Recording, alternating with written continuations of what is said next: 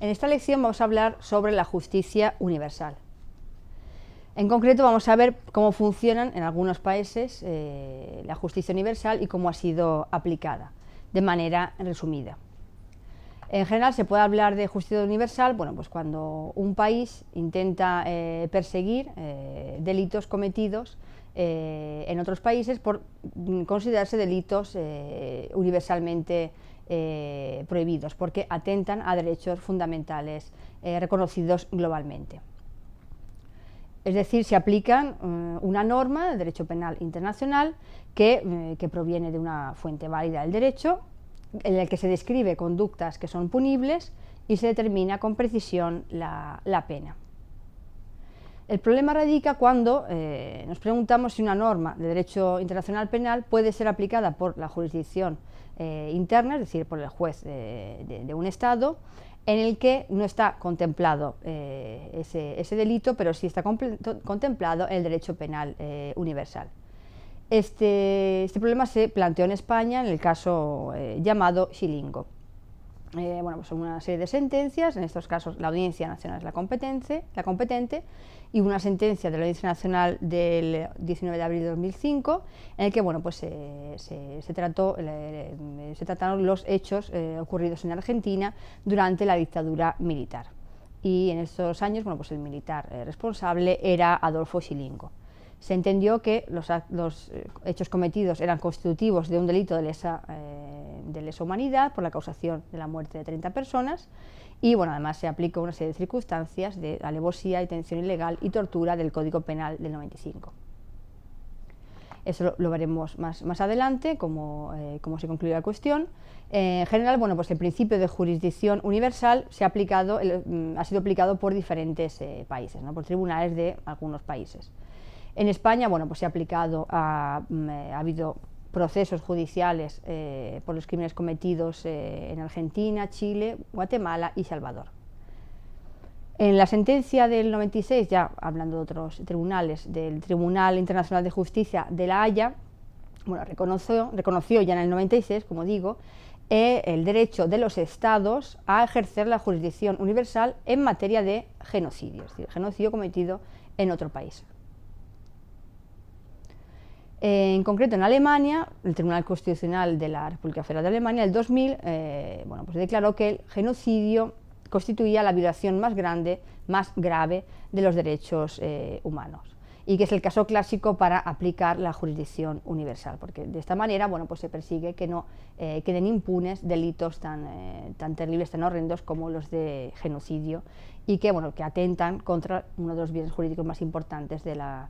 comunidad internacional. En Bélgica, en el 2003, hubo una sentencia del Tribunal Supremo en el que ratificó que Bélgica era competente para el ejercicio de la jurisdicción universal en materia de genocidio, añadiendo además que era competente cualquiera que fuera el lugar, es decir, no importaba el lugar en el que se hubiera cometido este delito, y solo por tratarse de genocidio eran competentes. Y no se exigía, por lo tanto, la presencia del inculpado en territorio belga. Y pasando a otro país, en el Tribunal Supremo francés, en este caso, en el caso de Klaus Barbie, declaró que los crímenes contra la humanidad son imprescriptibles, es decir, no prescriben nunca, y que Francia puede ser competente, no importando cuándo se han cometido, ni tampoco la fecha de que no prescriben nunca.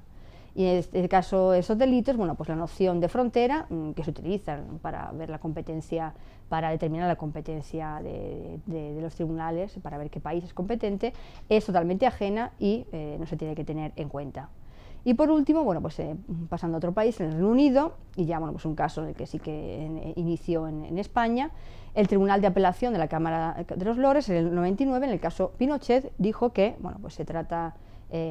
trataban de delitos de jus cogens que podían ser penados por cualquier Estado, por tratarse delitos de genocidio y de lesa humanidad, ya que todos los países tienen interés en que los responsables sean castigados. Después veremos cómo terminó la cuestión. Se afirmó esto, pero por la condición de salud de Pinochet, al final no entró en prisión.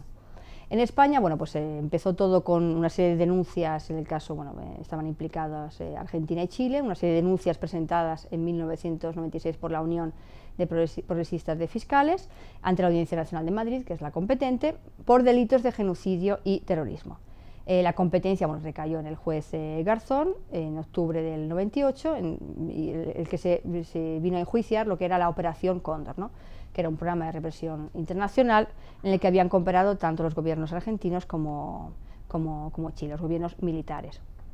El caso Pinochet, digamos que es uno de los casos que ha tenido más trascendencia internacional, y decimos que, bueno, pues, se solicitó la extradición a Inglaterra, y bueno, pues el Reino Unido dijo que se reunían los requisitos para que fuera extraditable Pinochet, pero por motivos de salud, bueno, pues no se llevó a cabo. Entonces es muy importante esta declaración de la Cámara de los Lores inglesa, porque afirma que el principio de justicia universal se tiene que aplicar. Y en España, bueno, pues el caso más relevante, porque es el único caso en el que ha habido, bueno, pues una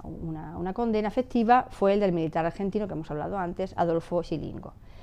Como decimos, es el primero y el único que ha dado lugar a una sentencia condenatoria, y por ahora y en el futuro será difícil volver a esta situación, dado que, bueno, pues ha habido una reforma en este ámbito, pero no entramos en ella. Y bueno, pues en la Audiencia Nacional en el 2005, después el Tribunal Supremo en el 2007, se pronunció a favor de su condena. Este sujeto, bueno, pues viajó voluntariamente a España para